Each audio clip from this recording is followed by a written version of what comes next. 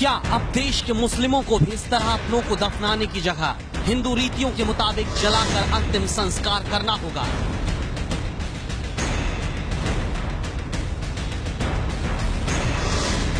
क्या देश में अब कब्रिस्तान बंद हो जाएंगे और शमशान में ही हिंदू मुस्लिम की चिता एक साथ जलेगी?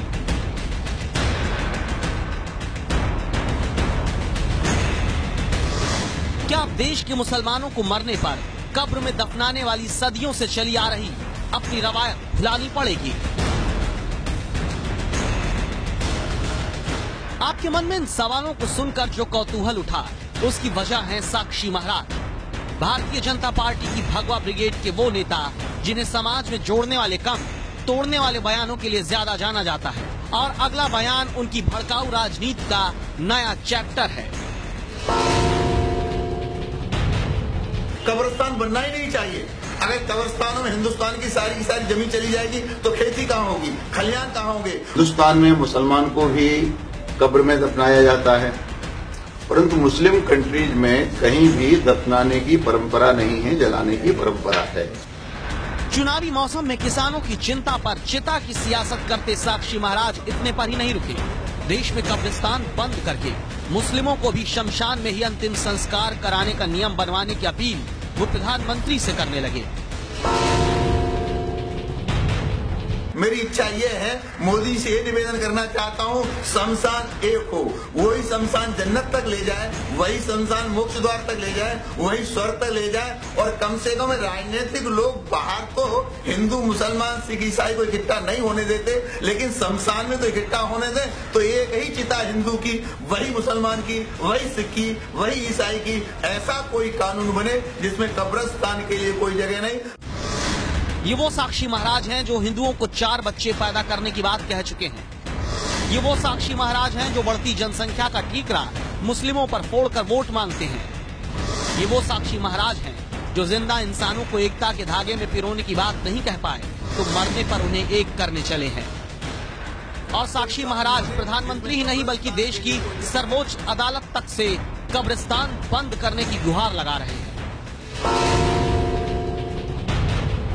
और 20 करोड़ मुसलमान हैं, अगर सबको कब्र चाहिए तो हिंदुस्तान में जगह कहाँ मिलेगी? इसलिए किसी कब्रिस्तान की आवश्यकता नहीं है। एक ही जगह सबका क्रियाकर्म होना चाहिए, चाहे हिंदू हो, चाहे मुस्लिम हो, चाहे सिख हो, ईसाई हो। संविधान के आधार पर चलना चाहिए। मैं समझता हूँ इस मामले में सुप्रीम कोर्ट को भी कोई निर्णय करना चाहिए।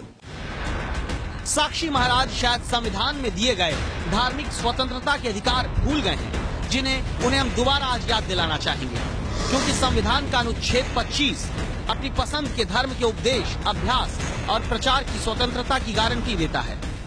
संविधान का अनुच्छेद 26 सभी धार्मिक संप्रदायों तथा पंथों को सार्वजनिक व्यवस्था, नैतिकता तथा स्वास्थ्य के अधीन अपने धार्मिक मामलों का स्वयं प्रबंधन करने के अधिकार की गारंटी देता है।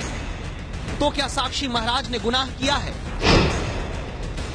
तो क्या साक्षी महाराज का ये बयान अपराध है?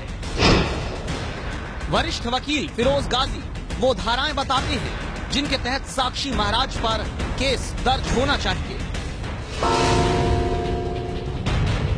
इंडियन पेनल कोड के दफा 153 ए बी और 295 ए को अटैक करते हैं। उनका ये अटरेंस ऑफेंस है, केस रजिस्टर करना चाहिए, इन्वेस्टिगेट करना चाहिए।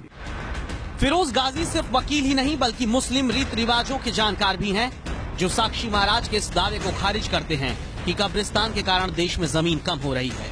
गाजी के मुताबिक एक आदमी औसतन 60 साल जिंदा रहता है।